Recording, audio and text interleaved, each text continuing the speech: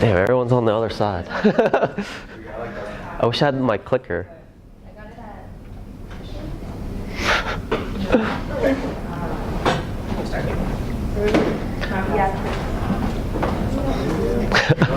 Trying to jazz me up? Do you want us to sit more spread out in the front row so it looks like there's more people for the video, or do you want that clear space there? I just want that clear space. Okay. Yeah. This is solely just for him right now. I'm going to take photos from this direction. Cool, so we're going to get started. Thank you so much for inviting me here. I'm excited to do this workshop.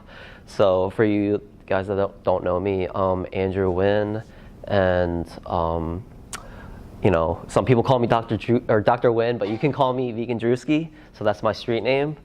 And I co-founded Fighting Animal Cruelty Together to support my street activism. And we do, you know, a diverse array of actions from vigils, protests, and AV. And out of all these different actions, AV is one of the most effective. And you'll see why in a moment, right? So I just want to get us all on the same page. Like, how many of you have done AV or participated in Anonymous for the Voiceless Cuba Truths, Cuba Truth demonstrations? Cool. So there are some of you that haven't participated yet. So let me just get everyone on the same page. So AV itself is a abolitionist organization when it comes to animal rights. So in no way, shape, or form are animals to be exploited, right? So they're not ingredients, they're not food, they're not experiments, and yeah. And AV promotes this clear vegan message through Cuba Truth demonstrations, right? And it's basically set up shop in a public space. Here, this is the University of Florida in the Plaza of Americas. I don't know if you guys have been there, but it's like really open, free speech zone where there's a lot of foot traffic. And here you can see that this is actually in the middle of Krishna lunch. So it's actually, they serve a vegetarian and vegan food there. So you get a lot of foot traffic, people going to and from classes, but also the Krishna lunch. And we're right here in the middle of the sidewalk. And what you see here is a Cuba Truth where we set up in a cube formation and we wear these Guy Fawkes masks. I know you guys touched on the reasoning behind this, but it's based off of that movie V for Vendetta. And it symbolizes that we're revealing truth that is hidden from us. And what is hidden from us is slaughter, you know, human slaughter, human experimentation, and, you know, also the fur trade. So we display that on our devices, whether they be laptop or TV. And this is a theatrical display, essentially. So that allows bystanders to stop and look if they want to, right? And for those that want to stop, we engage in conversation. So that's the key part of the demonstration. We don't, you know, we don't solicit, we don't ask people to come and look. It's whoever stops and looks. There are outreachers in the periphery that engage in conversation. So today I'll be focusing on, you know, what do we say to bystanders when they stop at these demonstrations? Does that make sense? Cool. So, you know, there are a lot of reasons to be a vegan, right? And to promote the vegan message. It's basically distilled into three things, right? Animals, health, and environment. But since we're showing the footage on the screen, we are emphasizing the animal part. So we lead with the ethics when we do outreach. So I'll go through and focus on that part, the leading through the ethics. So we start with the footage, right?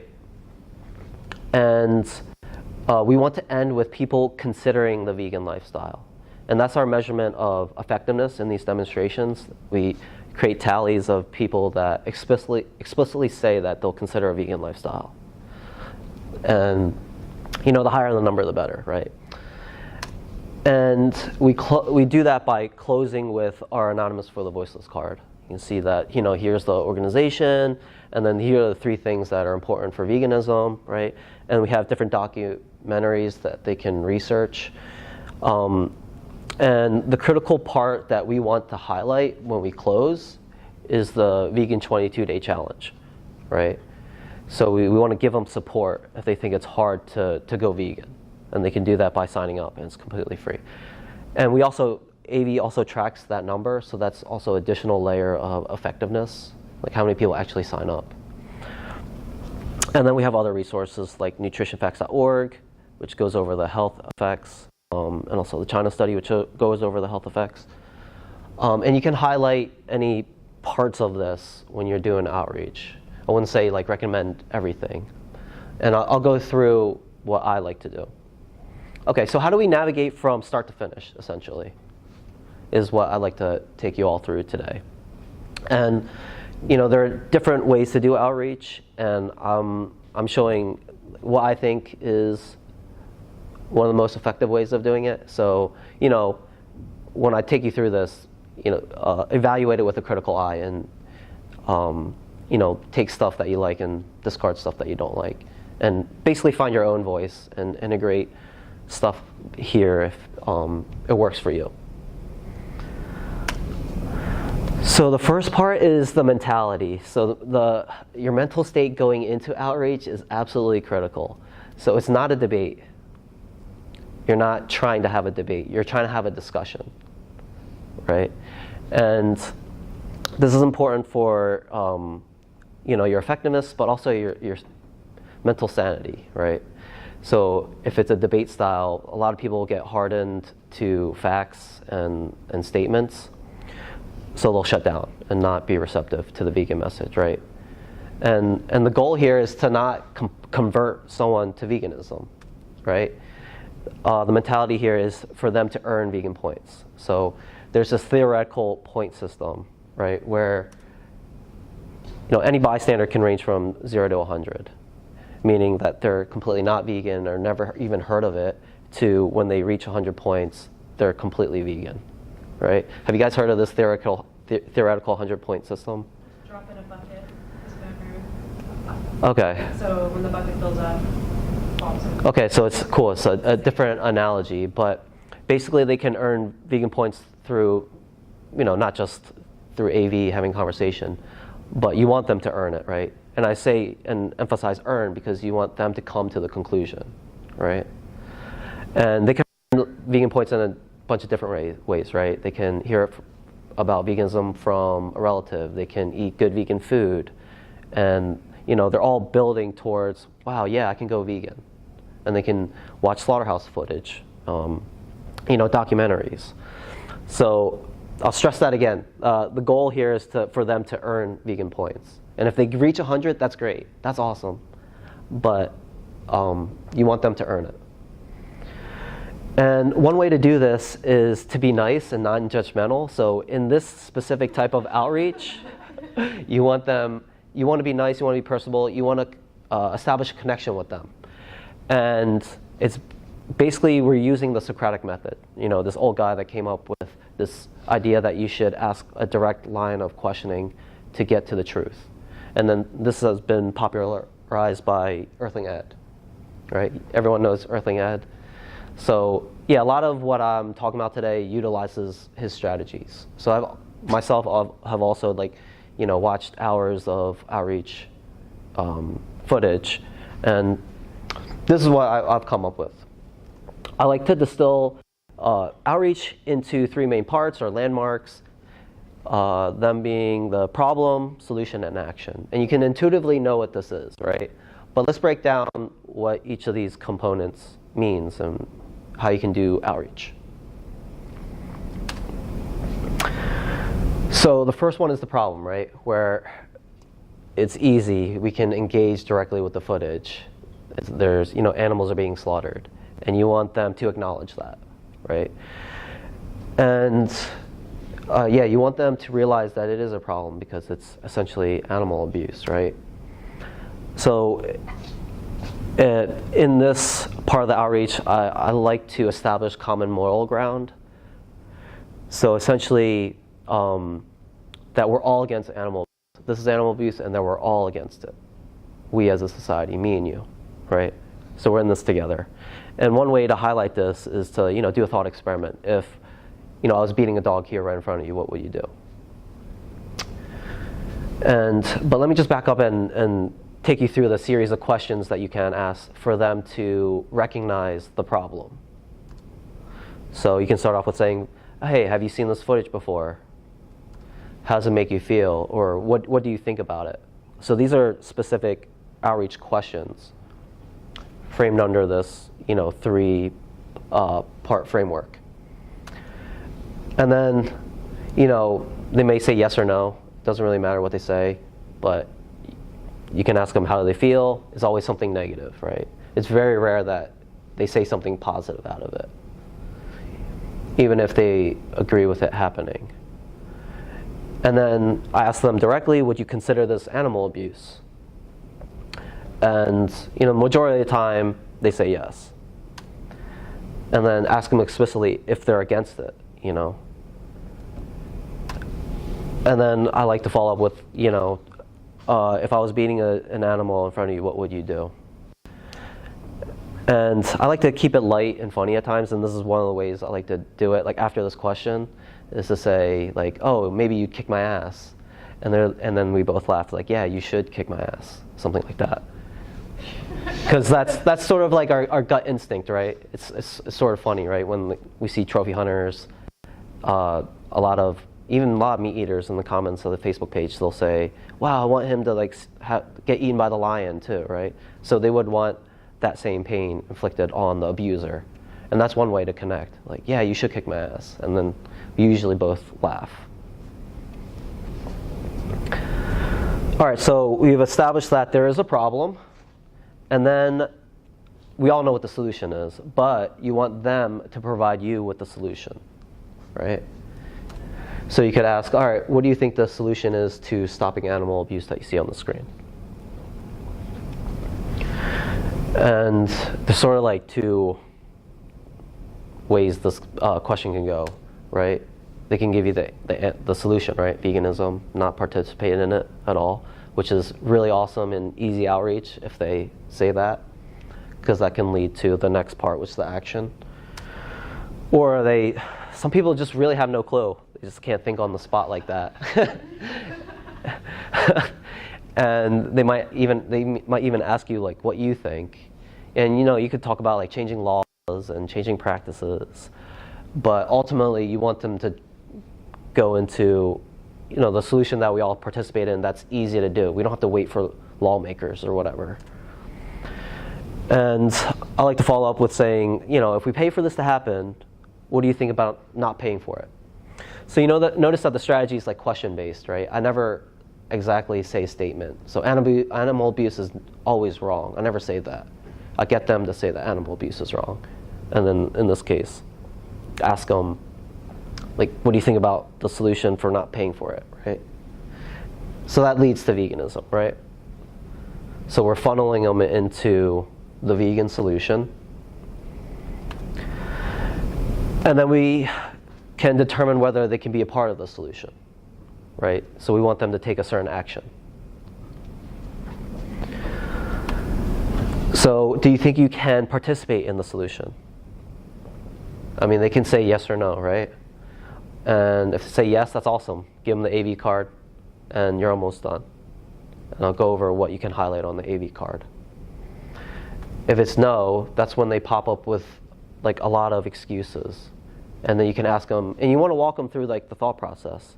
And the more talking that they do, actually, the better it is, because they're walking through their thought process. And then you can ask them specifically, all right, what are the difficult parts of going vegan? So that when they provide all these different excuses, you can address every single one of them until they're left with nothing but veganism, right? That makes sense?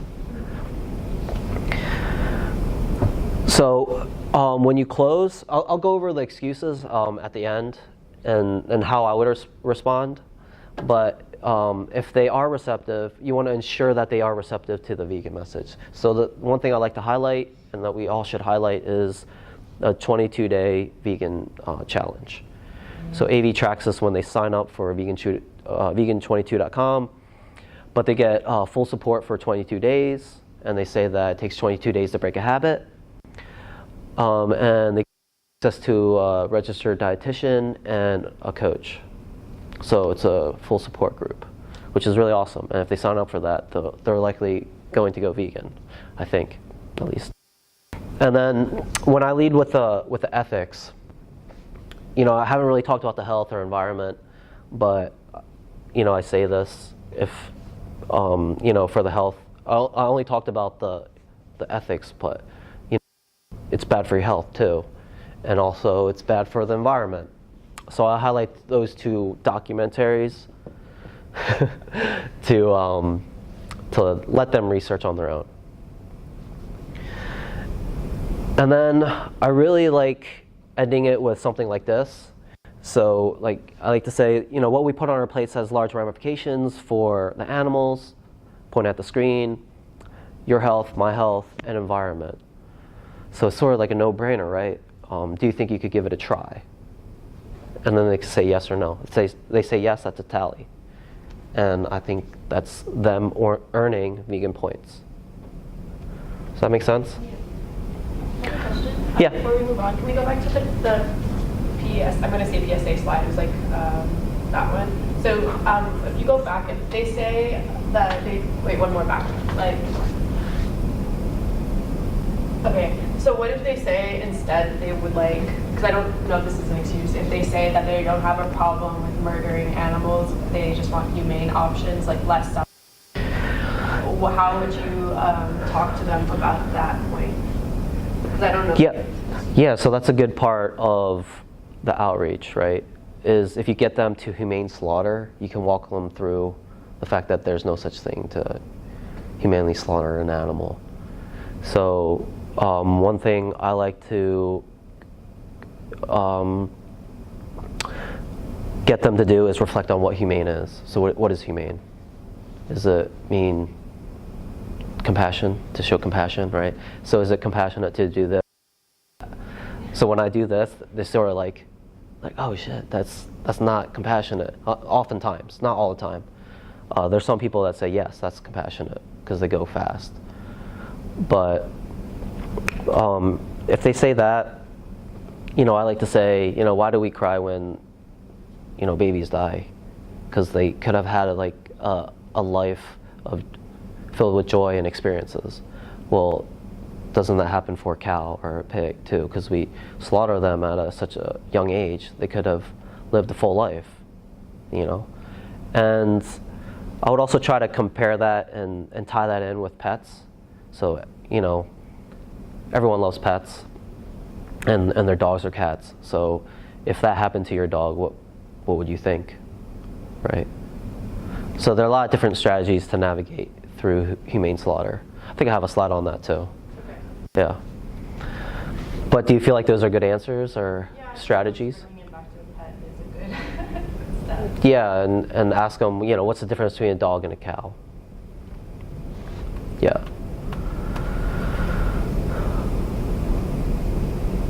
Okay, so we want to ensure that they are receptive to the vegan message.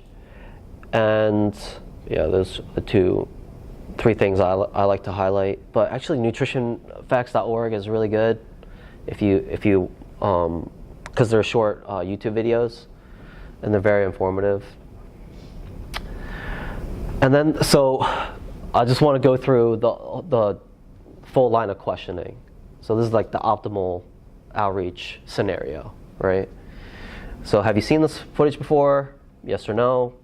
How does it make you feel? Makes me feel really bad. Okay, so would you consider this animal abuse? Yes. Are you against animal abuse? Oh, yeah, of course. Who isn't against animal abuse?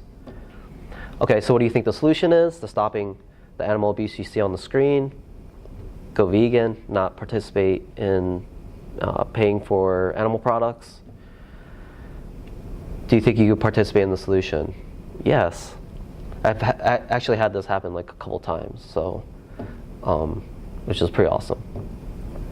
So I just want to highlight that this is the line of questioning framed in those three parts, but the strategy puts the excuses on the back end, and on the front end it allows you to create an initial rapport, mainly establishing moral common ground, right? So we're all against animal abuse. Does that make sense? Okay, so I want to go over the types of excuses. There's probably more on this than what I'm going to go through, but this is the top ones I encounter a lot. So I reduce my consumption of meat. They sort of feel guilty, right? Because they're paying for this to happen. So how would some of you respond to this? I would say that the reduction of the consumption of meat still involves it being put in demand, like what they're seeing in the footage. So the end goal should eventually be to not actually support it, so that it doesn't exist. That reduction just reduces the amount of the bad stuff, not eliminates it completely. Yeah. Something like that. Yeah. If you wanted to continue on your Socratic thing, you could say, why are you saying you want to reduce your consumption? And then when they say why, you say why, what's stopping you from cutting it out? Yeah, I think those are really great answers. So the way I would approach it is always be agreeable up front and then contrast it. Sorry? Smile. Yeah, exactly. Okay, so I say, wow, that's great. But earlier we agreed that, animal abuse was wrong, so how much abuse is acceptable in your life? And I always say, 7 days a week or 4 days, 1. I actually leave out 0. I leave this out. And I would say 90% of the time, it's 0. They blurt it out like, oh, 0. Any animal abuse in my life, of course. Okay, so if it is 0, does the act of reduction, is that consistent with the moral value that we agreed upon? So you're really comparing their action with their morals, right? So then they'll, a lot of people will say no. So I've had a lot of success with this route. Have you guys had encountered that? I'm sure you guys have encountered this and had success with other ways of doing it too, right? I don't know. I'm not as agreeable as you sometimes. So Yeah. So yeah. So I like to be super agreeable up front, and then always if you want to say a statement, say a statement up front, but then always end with a question. Because you have those people that you were talking about that just like to argue, and they'll be like, well, actually, for every single statement that you say. So if you have it as a question, it's spotlight's on them. Yeah. She came up with that. Katie came up with that.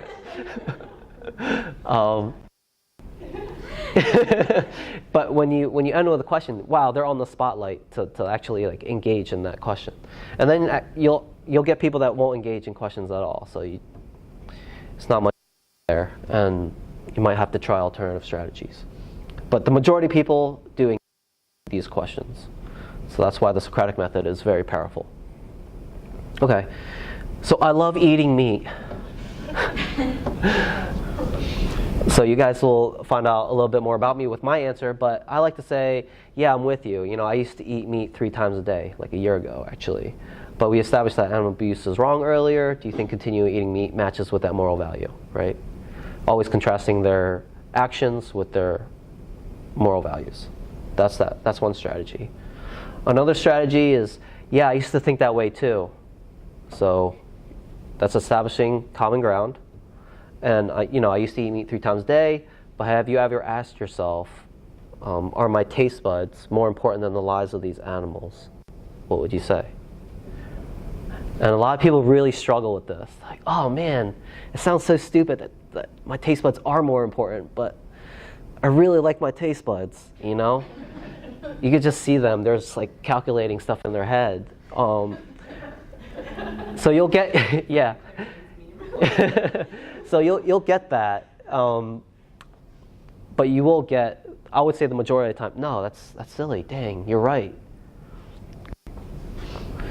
So I find that question really, really effective. Okay, I hate this one. Oh my God. And plants have feelings, and I have a PhD in biology, and I don't even engage with this one. So some people say, you could go this route, but plants don't have central nervous systems. But when people really say this, they don't really care if they have central nervous systems. They don't really care about the biology. They just want to rationalize killing. Like if we them all, right? I refrain from this. Alternatively, I'll say, interesting point, but you save more plants eating them directly instead of eating the animals that eat the plants. Have you heard of the 10% rule? Whereas you move across, trophic levels, you can only extract 10% of the energy. That's why it's more efficient to eat at the lower levels, right? And then, I can do studies and all that. Sorry, did you have a question? I was going to say, you could also just ask them if they morally value computers, because intelligence is really the equalizing trait between the plant and the computer. They don't, so. Yeah.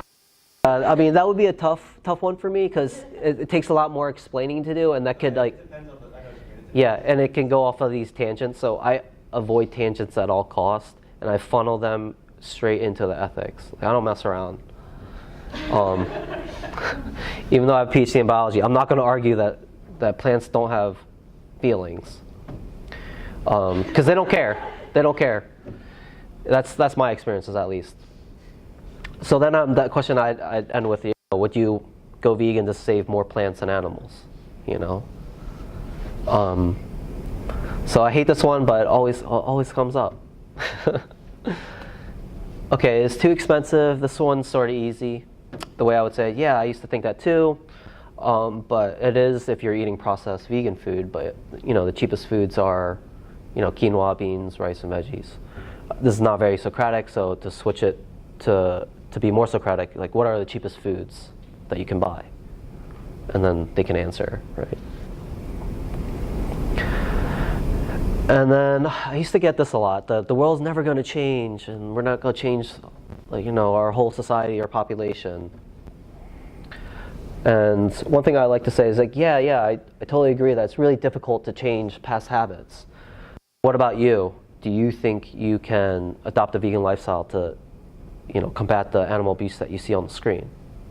What can you do? So you're directing it towards their own actions. And you can also say, we're all vegan here. We weren't born vegan. So that's why we're out to teach people to, live a more compassionate lifestyle. So this is one excuse that you brought up, which is, we can humanely slaughter animals. So what do I say? I say, what does humane mean? It means to show compassion and love. So is it compassion or loving to, bolt the head? I like the action of doing this and this, because it sort of hits home to them. Like, wow, that's violence. That's not necessarily food, right? And then this is the dog approach, where what if you did a thought experiment and you replaced dogs with pigs, and when you got hungry, you bolted their head and slit their throat, again with the movements, and then see what they say. Ultimately you want them to say that, that there is no difference. You should love all animals, right? They all have the capacity to suffer. And if so, why not? What's the difference? Sorry, I said all this. And then said, have you thought about why we love some and then butcher others, when we can love them all or eat them all the same, right? Would you eat your dog? No, I would never eat my dog. A lot of people would say, why not? And then I'd also go over, taste buds and is it greater than sentient life route after that. So those are most of the excuses I encounter, but I'm happy to take questions and talk about or address any questions that you guys may have.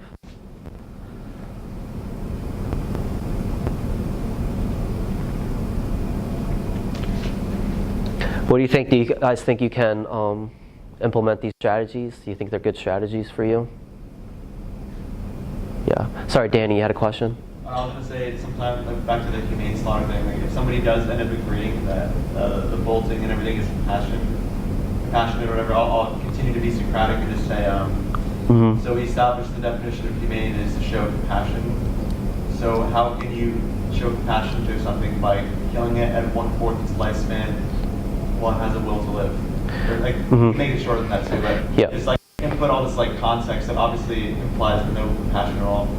And Yeah. when I ask that question, they usually just like laugh. Wow, like, never mind.